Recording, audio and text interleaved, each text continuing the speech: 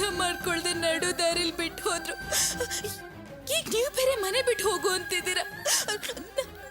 ನಾನು ಏನ್ ಮಾಡ್ಲಿ, ಎಲ್ಲಿ ಹೋಗ್ಲಿ? ಉಪ್ಪು ತಿದ್ದವರು ನೀರು ಕುಡಿಲೇಬೇಕು, ತಪ್ಪು ಮಾಡಿದವರು ಶಿಕ್ಷೆ ಅನುಭವಿಸ್ಲೇಬೇಕು.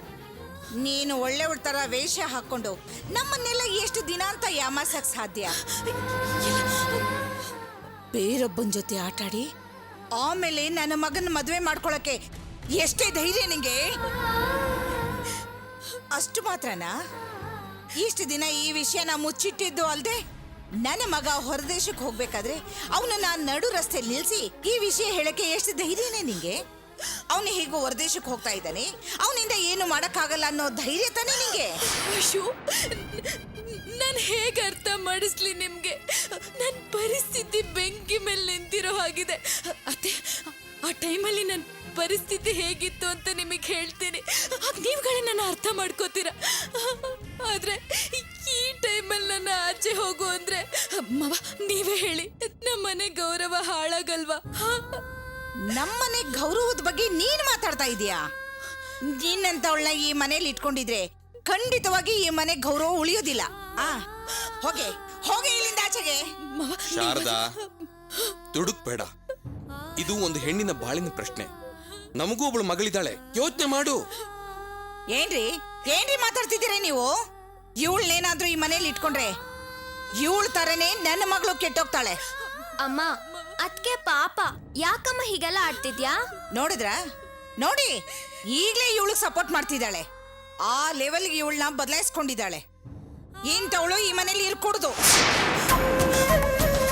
ಹೇ, ಹೇಳ್ತಾ ಇರೋದು ನಿನಗೆ.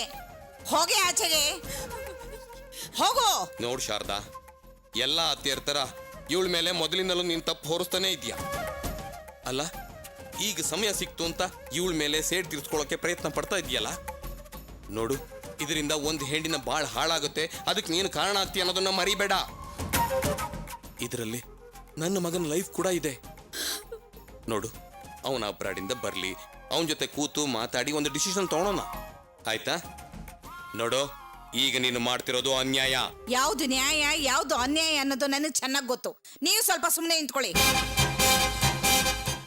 ಇಂಥ ನರ್ತಗಿಟ್ಟೋಳ್ನ ಮನೇಲಿ ಇಟ್ಕೊಂಡ್ರೆ ನಮ್ಮ ಕುಟುಂಬಕ್ಕೆ ಅವಮಾನ.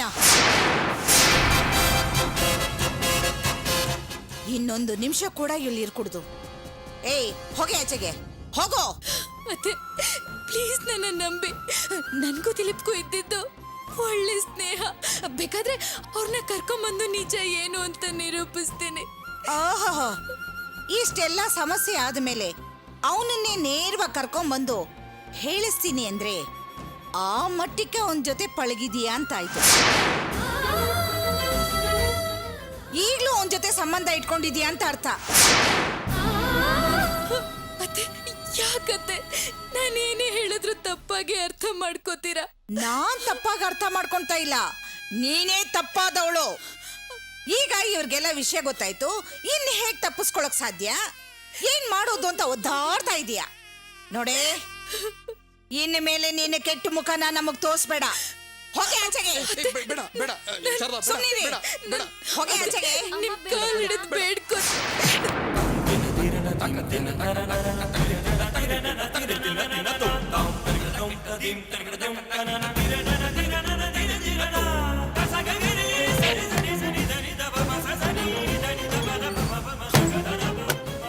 ಶಾರದಾ, ನೀನು ಮಾಡ್ತಿರೋದು ಸ್ವಲ್ಪನೂ ಸರಿ ಇಲ್ಲ.